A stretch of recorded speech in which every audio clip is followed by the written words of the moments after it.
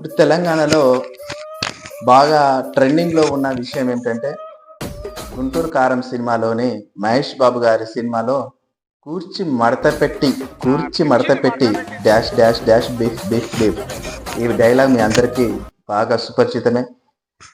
ఈ డైలాగ్ పుట్టిన తాత మహమ్మద్ పాషా అందరికి తెలుసు. ఈ డైలాగ్ ఎంత ఫేమస్ అయిందో యూనివర్సల్ ఎక్కడికి ఉందో అక్కడి వరకు ఈ డైలాగ్ అంత పెద్ద ఫేమస్ అయిపోయింది.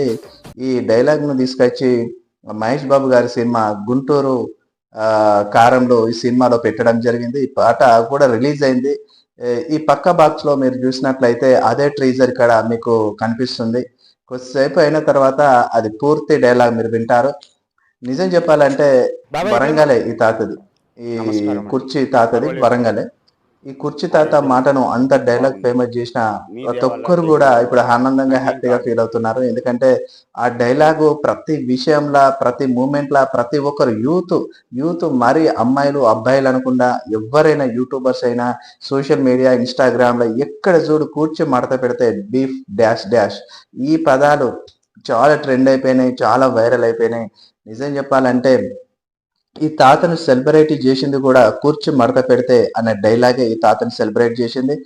ఈ తాత యొక్క మాటలు ఈ బాక్స్ లో ఈ తాత యొక్క హ్యాపీనెస్ ఒకసారి మనం ఒక నా మిత్రుడి ద్వారా అడిగి తెలుసుకుందాం. నేను భలే డ్యాన్స్ చేస్తా. ఈ వయసులో నాకు గ్లూకోజ్ తెలియదండి, చేస్తానండి ఒకవేళ అవకాశం ఇస్తే.